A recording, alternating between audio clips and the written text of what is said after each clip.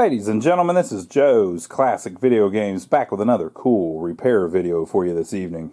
Look at what we have here. That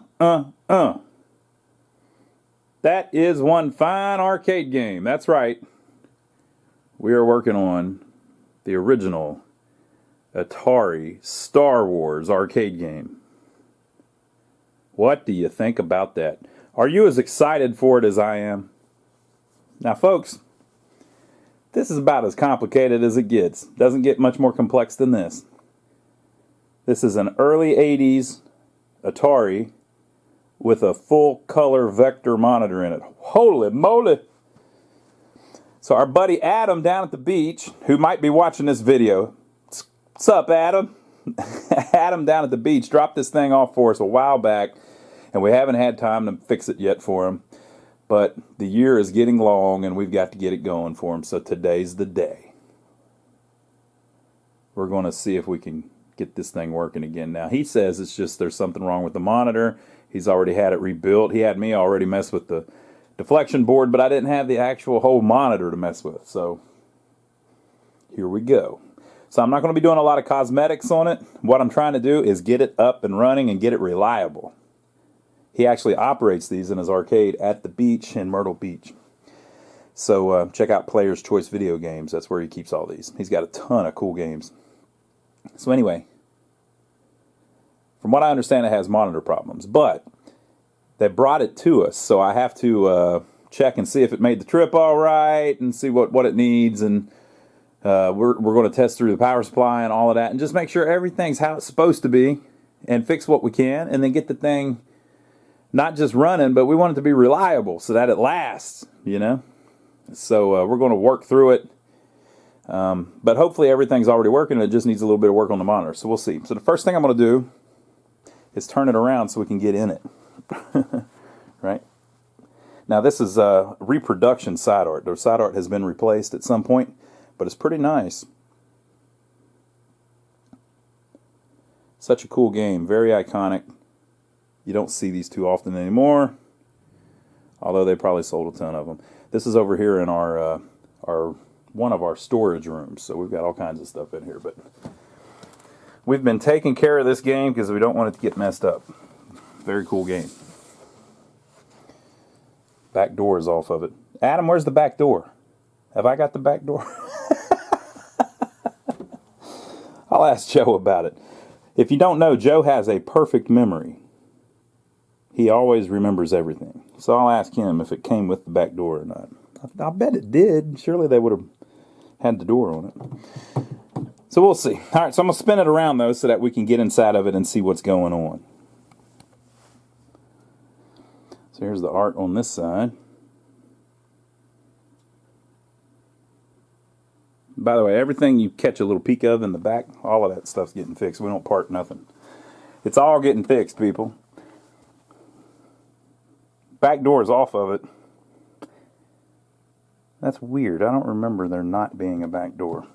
I'll ask Joe about that tomorrow. Okay, so here is the famous vector monitor, color vector.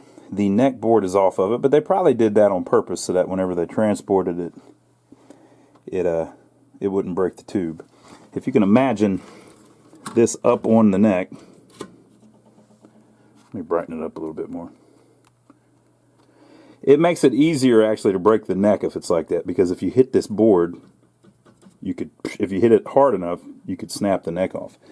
So sometimes, especially on these ones with a big old neck board, might be a better idea to transport them without the neck board on it.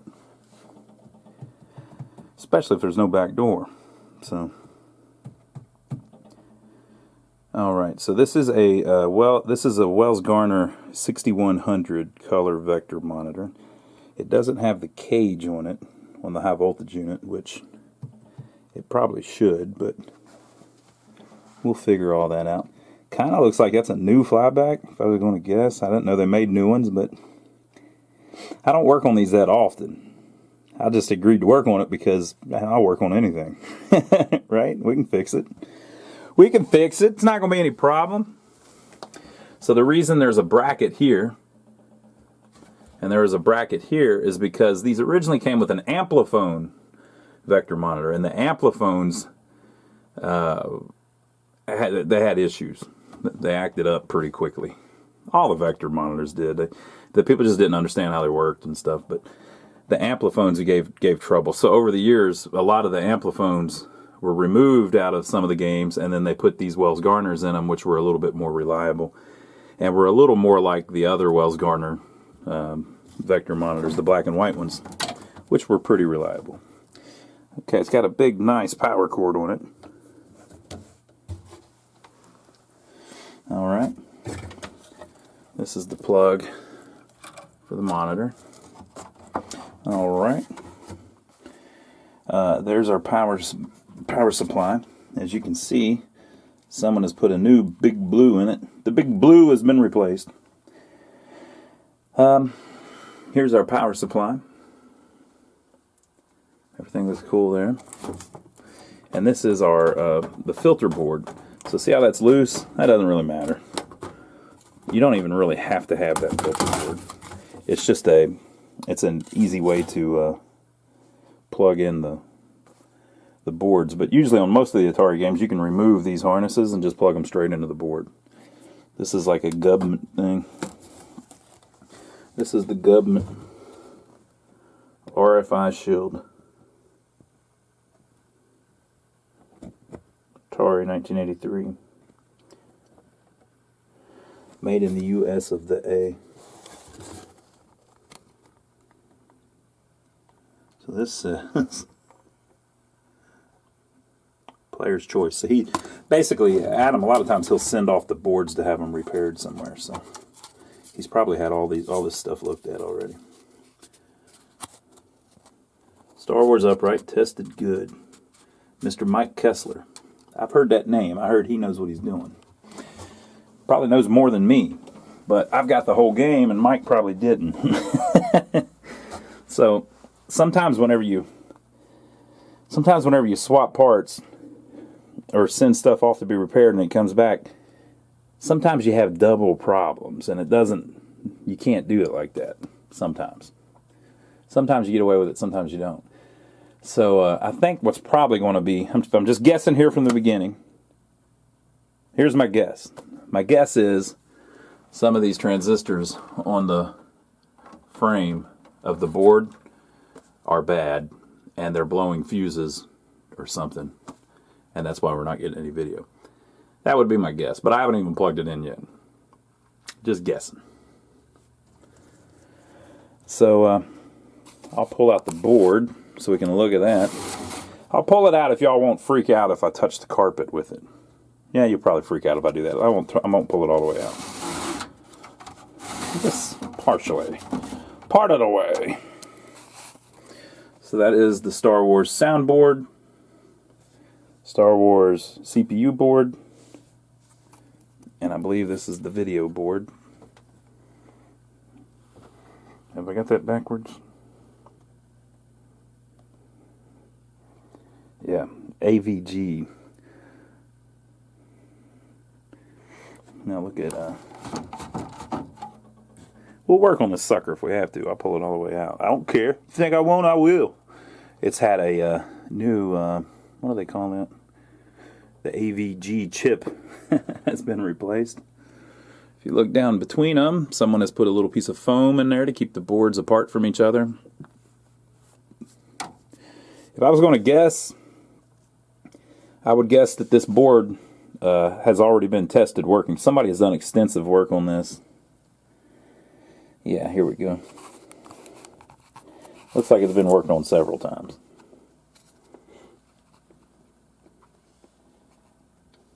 Eldorado Games 2015. And then there's a Player's Choice sticker. There's some kind of other sticker there that's covered up too. Player's Choice from February 19. And something from October 17. I mean, this has been worked on several times. Which doesn't mean that it still works, but I'll bet it works. And I think Adam was telling us that, in his opinion, everything was up and running. Now look, it's out of the sliders down there. That's probably why the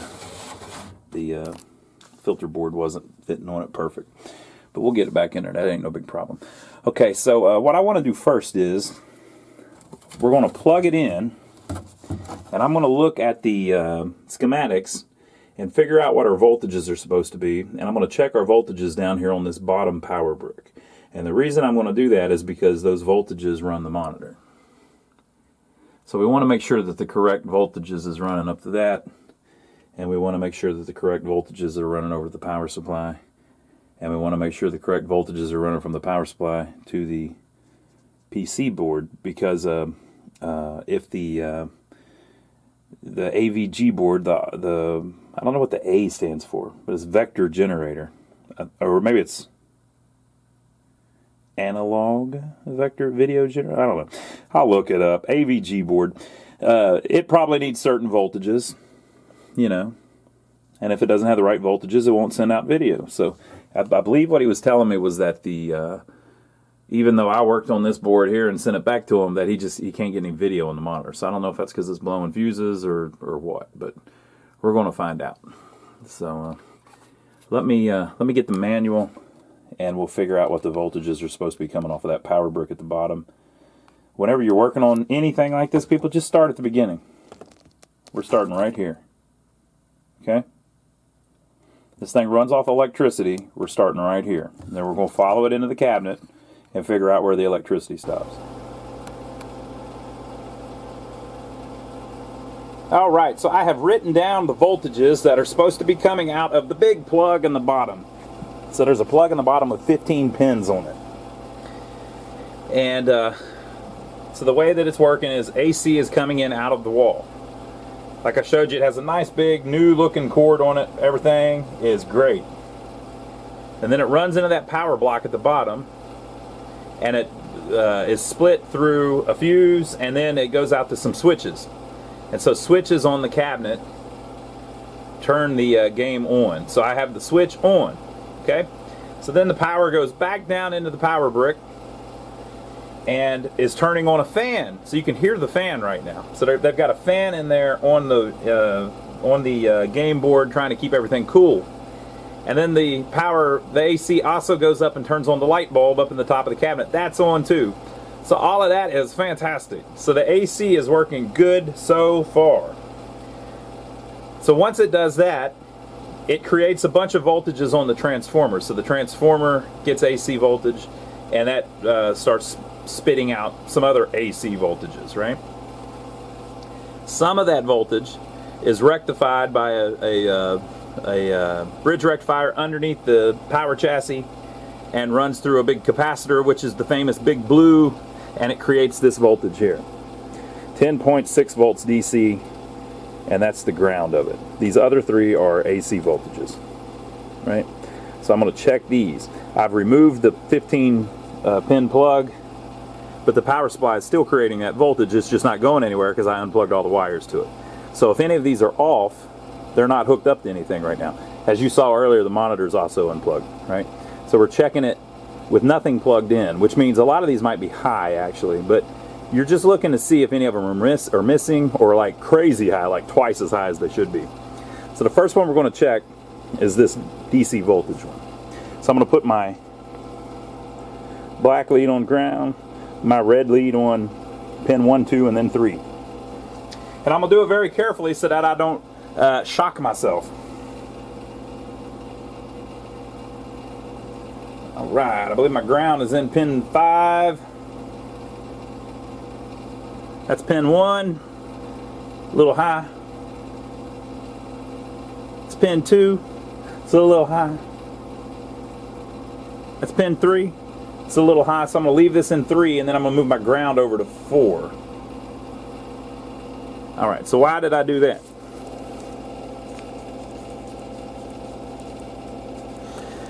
Because I wanted to make sure that there's a ground on pin 4 and pin 5. So I checked all those against pin 4. And then when I got to 3, I moved the ground over to 5. So the ground is on both pins and the voltages are on all 3. It is high, but that's because it's not regulated there. Okay. So now we're going to check these AC ones. So we're going to set the meter on AC. Now these might be crazy high. At 6 and 7, it says 36 volt AC center tapped, but there's no center tap line there, so I believe what that's going to do is be like double that, but we'll see. No, I'm wrong. Alright, so 38.9. I don't know why it said center tap, because in the schematics they didn't show a center tap, so I don't know why it says that. It might be an error, or it may be that I'm not an engineer. You know what? I'll bet there's people typing the answer down below right now. Alright, so that one's correct. Now notice it's a little high, and I'm saying it's correct. You got to be in the ballpark. They're not regulated. Another thing too is, you know, wall voltages have changed over the years. We're in Rock Hill, South Carolina, pretty nice little city. There's no problems with the electrical company that I'm aware of. We're in downtown. All the services as new as you can get it. Everything's buried now and everything. So I mean, the voltage out of the wall is like crazy. Well, here, I'll tell you. So the voltage out of the wall is, let me try not to get shocked here. Hell, I can't really do it right now. There you go. The voltage right out of the damn wall is 125 volts. So, you know, I can't do anything about the voltage coming out of the freaking wall. It's a little high, people. That's why the other things are a little high. It's not regulated. Okay, so that one's good. Now this one here, I think that voltage goes to the AVG board and creates like some of the other voltages, like negative 15 and 15 and all that stuff. This voltage is just for the coin door lights. I think that's the only purpose of it. But we're checking voltages, so we're going to check it. All right, I want to see if my damn coin door lights are going to work right. If I can do it without shorting something. Be very careful when you do this. 6.78, not bad. All right, now this one actually was center tap, so 11 is the center tap. So I'm going to put my ground.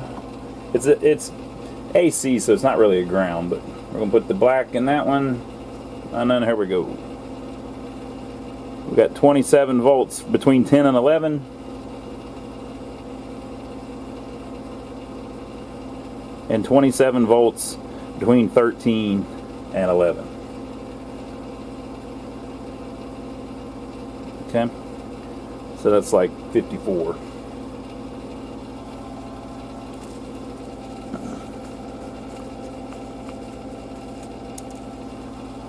All right, so that's pretty good. So this is what our power brick looks like. You can hear the big fan. I love it. I love it. All right, and there's the big plug that I've got disconnected. Right? Now you can see on this power block, there are 4 fuses, and then there's one up there that's disconnected, and they have put an inline fuse in. Right? Probably because that is screwed up somehow, or the connectors were. That's completely fine. Nothing wrong with that. It's not quite as clean as if it's mounted on the panel, but no problem at all. Okay, so the next thing we're going to do is I'm going to turn off the machine. And by the way, if you turn something off, wait a minute, because the capacitors are draining and stuff, you know.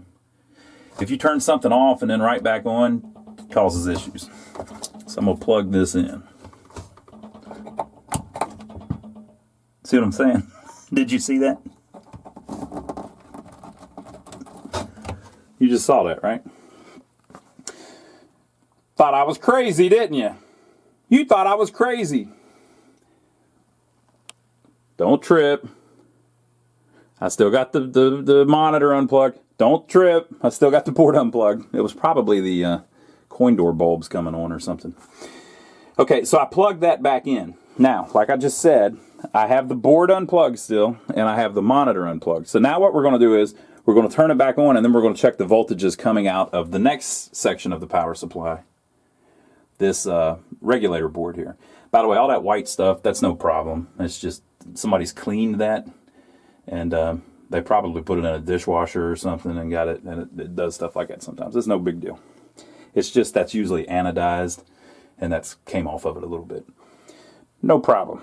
Okay, so I'm going to write down our voltages that we need to get out of the AR power supply here, and then we'll see what's next.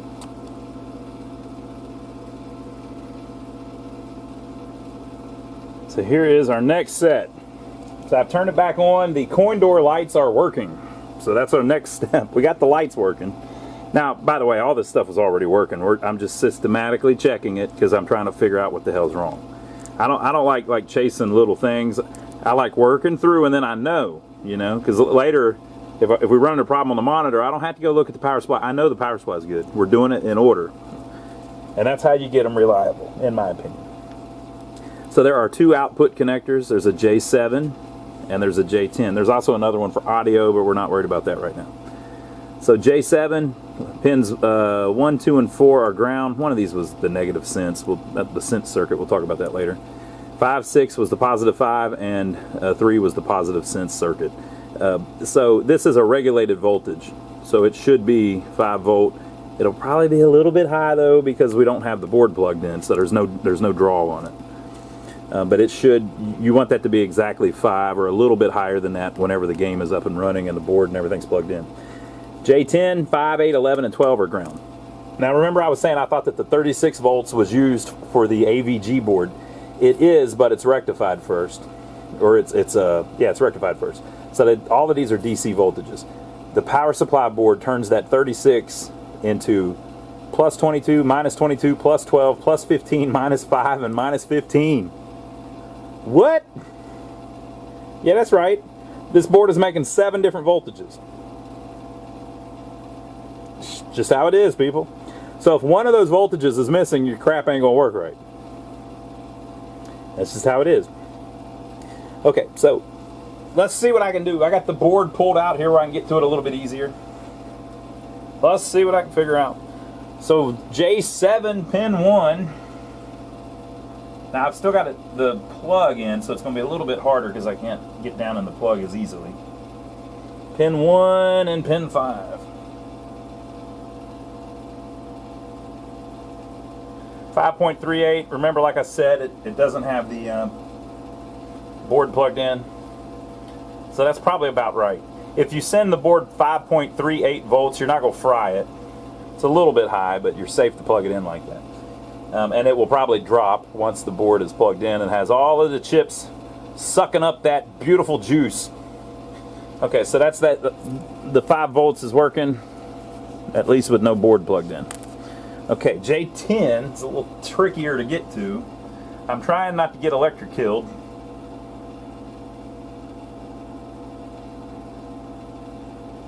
Please, Mr. Atari Star Wars, don't electric kill me. Well, I wish I could see. Pin 5, 8, 11, and 12 are ground.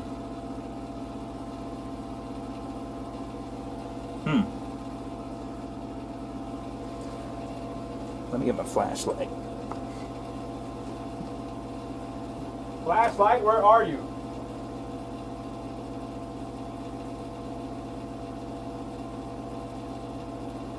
Don't worry about me. I'm just wandering around looking for a flashlight.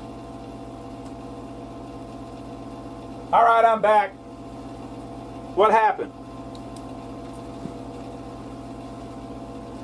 5, 8, 11, and 12 are ground. 5 is not populated. 11 and 12 are both populated. Okay. All right, here we go. Here we go, people. There's our ground. Like I said, I'm trying not to get killed here. Pin 1.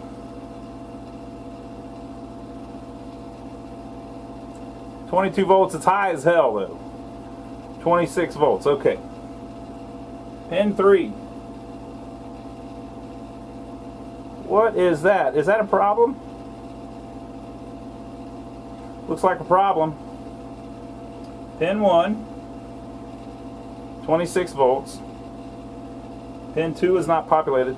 I was reading the wrong one, never mind. Pin 3. There we go, that's more like it. Negative 22. Okay, pin 4 was the 12 that I erroneously picked. 11.88. That's only used, I believe, for the audio amp, so it doesn't have to be exact. Pin 7 is not actually used on this one. Pin 9.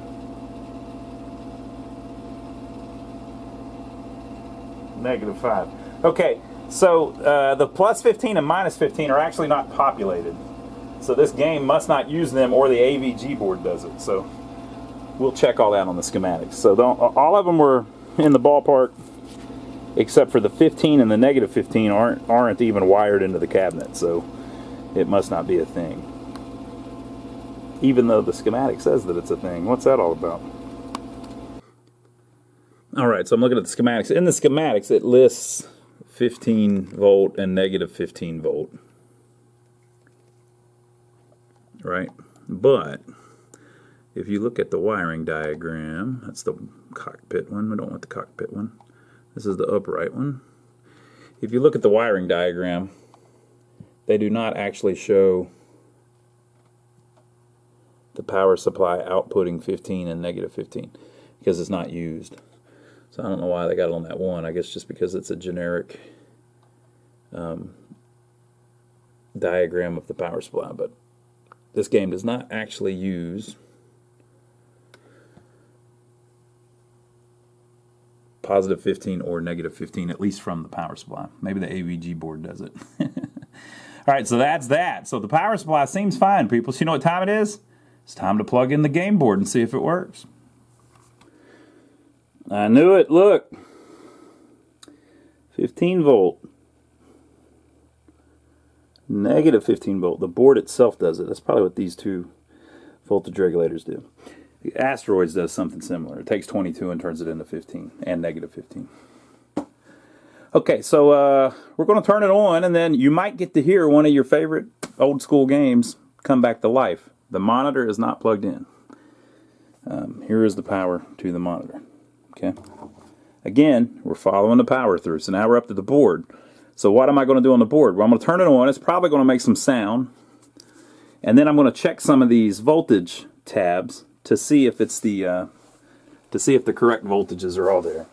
Since it's specifically not putting out video, that negative 15 and positive 15 are two to pay attention to. All right, so here we go. Luke, I am your father. I don't remember that being that realistic sounding. It's like it's right here in the room with me. Alright, so I have no clue if the game's up and running. But I would like to test some voltages. So we're going to put our probe in that ground down there. We'll check that for 5. We've still got 5.3 on the board, a little high. It's negative 5.11, 11.71. Maybe that's all that side needs. The 5, the 12, and the negative 5 are there. Let's jump over to this side. It may be in a track mode and just doesn't have the sound turned on.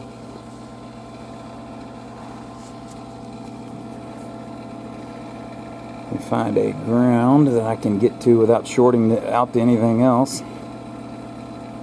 You kind of have to make sure that you're getting power on both sides, you know.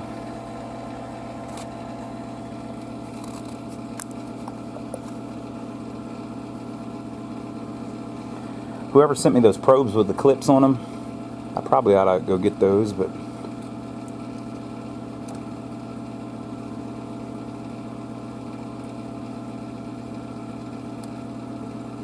15.12, negative 15.15, 11.72 for the 12 volt. That's good. Okay, everything seems to be cool. Let me check my 5.36. It's a little high, but all the voltages are cool. Let's see if we can coin it up and get any sound out of it. The force will be with you.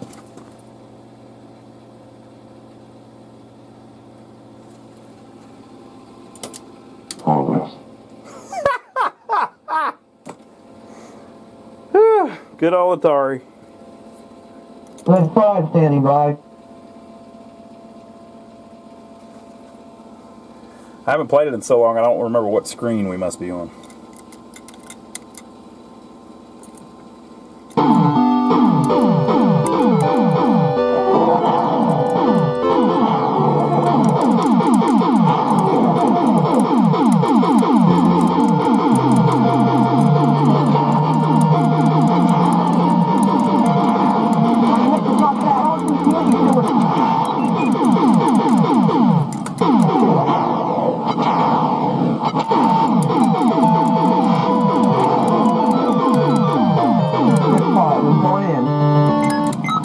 Flying in blind, people. Use the force, Luke. Okay, I gotta go low. Gotta go high. I gotta go low. They're on the walls.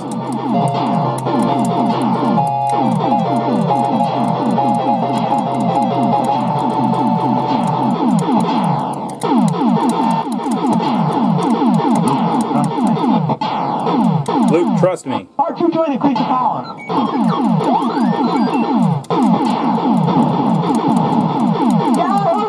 You're on fire, kid.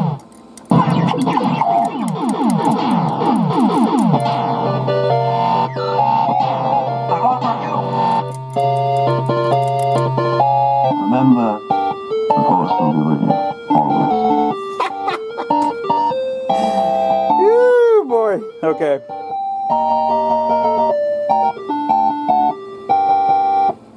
Okay, so the power's working, and the board is working, and the sound is working. He said he had sent the board off to have it checked, and that it is outputting video and all of that. So, what have we done in this video so far? Nothing. We haven't fixed anything. It was already doing this. If I would have just plugged it into the wall, it would have done this. But you can't do it like that. You know, you gotta check everything. So we are up to the monitor. So let's look at that. Okay, so we're up to the Wells Garner 6100. We can be pretty confident that the problem is there somewhere, just like Adam said. Well done, Adam. You figured it out just as well as I did so far. So the deflection board has 4 fuses on it, so that's going to be the absolute first thing we check, see if any of those are blown. And then there are also some transistors on the actual plate. I see 5. I didn't realize there were 5 on this. Usually there's 4 on the black and white ones. We can check to see if those are bad too. So, but we'll check the fuses first. That'll give us an idea. If a fuse is blown, it shows you where to look on the schematics. Okay, folks, so the 4 fuses were fine. I've plugged it in. The harness barely fits because it's used to the ampliphone. All right. So I've plugged it in, and we're going to turn it on and see what happens. It might blow fuses, crap might catch on fire, or it might start working. I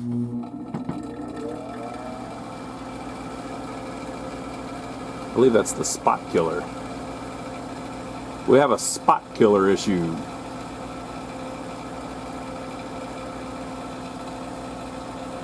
Okay. Yep, and there's no deflection chatter or any of that.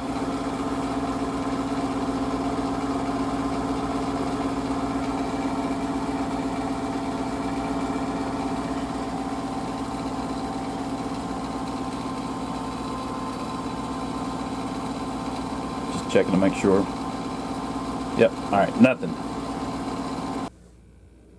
Okay, so I'm Sherlock Holmes in it, and it looks like the whole corner of that board has been broke off at some point. See the glue line?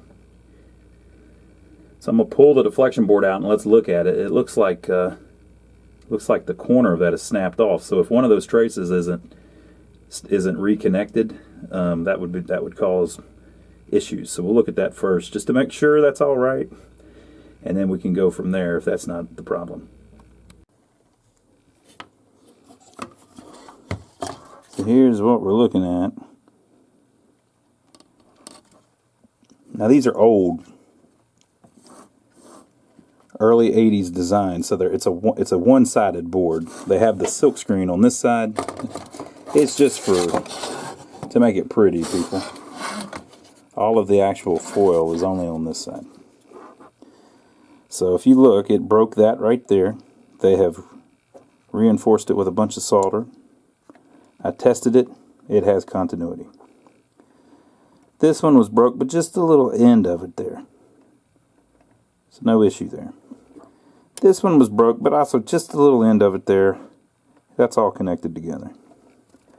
This one was broke. That's the ground trace or something like that. They have fortified it with tons of solder. And if you check from way over here to way over here, it is connected just fine. This little one here is connected fine. This one's connected fine. This one, it was just the edge, no big deal. This one here broke right across the damn thing. It's connected fine. So, there are no problems. They did a really good job on that. Whoever did that, you did it perfect. They even put super glue in it to reinforce it. So, yeah, that's it. Now, none of the fuses are blowing, which is weird. It's a little strange. You'd think a fuse would blow. But everything's cool. I can't find anything on this that seems wrong. So, what's that leave us? It leaves us the transistors in the cabinet. Glunk, glunk, glunk. Otherwise known as the thing that's always wrong on a vector monitor. Otherwise known as the reason I have an entire drawer full of them right here, because they're always wrong on a vector monitor.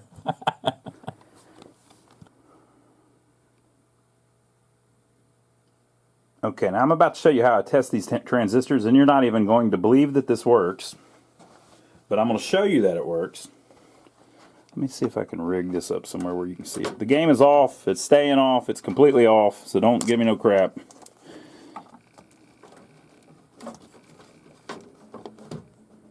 Look at that. Bam! You can see it perfect there. I don't know how well I'm going to be able to see it, but hey, that's not important. Okay. You're not going to believe that I can do this way, because you're going to say, how does this guy who never went to school even do this crap? He's not doing it the right way. All of you engineer types are going to say, he's not doing it the right way. But yet, by the end of this video, or it might be the next one, or it might be 10 from now, you're going to see this damn monitor work, and you're going to have to admit that this could be the right way. Okay? So there are 6 transistors on this sucker. There's 2 of them up here. And they're connected to this harness. Okay? There's one there, and one of these other ones, and they are connected to this harness. Okay? And then there's one there, and they are connected to this harness. Okay? Now Atari, whenever they did this, it's just like this on the black and white ones too. When Atari did this, they were really nice. Now see how there's 7 pins there, but there's 6 wires.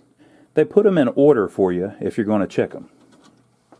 So the way you test the transistor, you put it on diode check, and then you check the base to the collector and the base to the emitter, and you should get a voltage drop, and you need to go and see if it's NPN or PNP and all that stuff.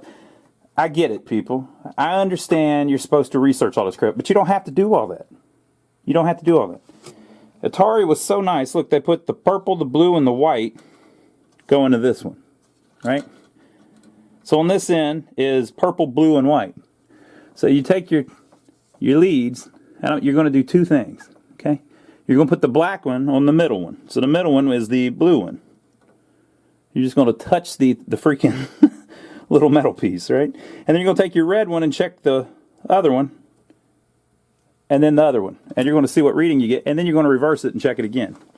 And what you should get is between 0.4 and 0.6 volts, which is some kind of voltage drop or something, going one way and nothing the other way, right? So, black one on the middle one, red one on that one, open line, or you can do it on the top too.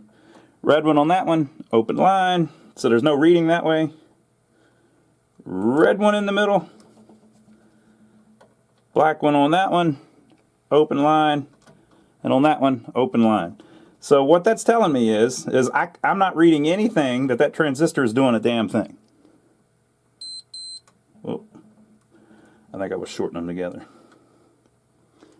I'm getting no reading with the red in the middle. If I put the black in the middle, oh, again, I shorted it. Okay, I get no reading. So that transistor there ain't doing a damn thing. We'll retest after we take it out. That transistor ain't doing nothing. So I still got the other one, yellow, red, and green. They've got green as the middle wire. So you put your black on the green,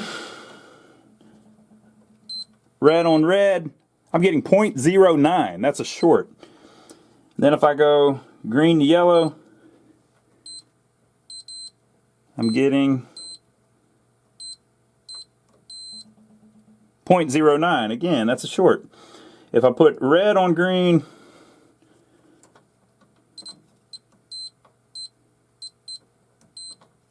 well, if I can get a good freaking bite. 0.09, dead short. 0.09, dead short. In my opinion, both those transistors are bad. We'll pull them out and check just to make sure. Okay? So that's 2. Next. So here's another connector. Now, I can't even see the other side of them, right? But I got the connector here. And like I said, Atari, I keep saying Atari, Wells Gardner was good enough to wire these up the right way. So we're going to put lead on the middle pin of the one set of 3.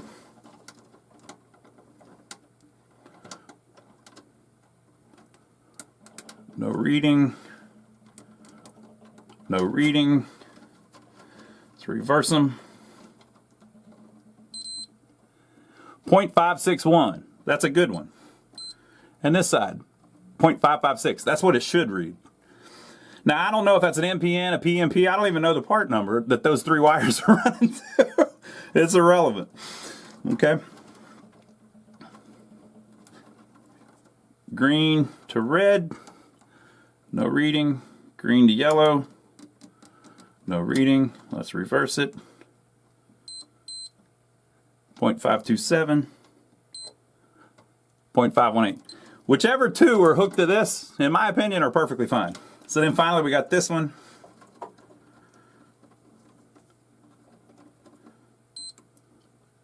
.505. Oh, but the other one, no reading. It's open. So reverse them. No reading. No reading. Okay, so the ones that white, blue, purple go to, whichever one that is, it's bad.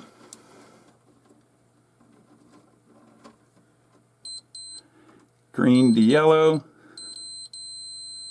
0.05, that's a short. Green to red. 0.05, that's a short. So both of these are bad. Both of these are bad, but these 2 are fine. That's my opinion. So we'll pull some out, we'll test them, and then we'll make sure that those are the proper ones.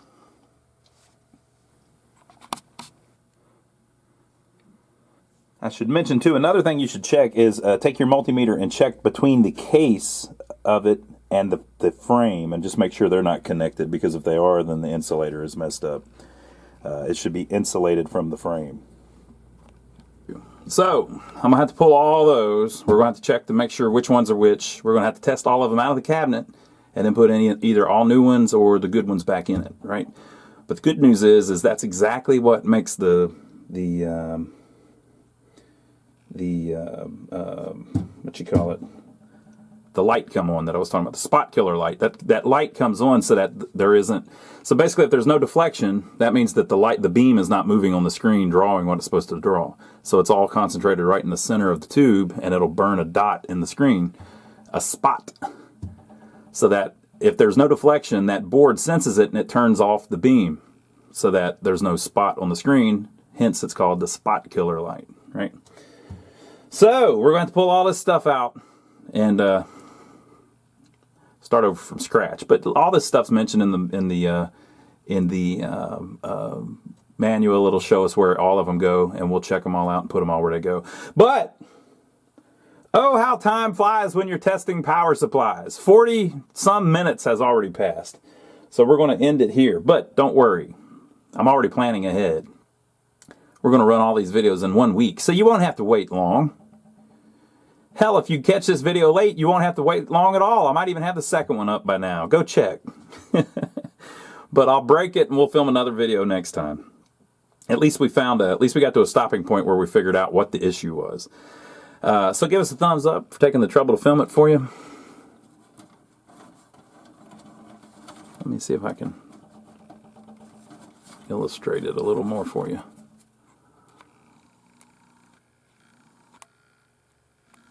Oh, there's something under there. That one might still be there.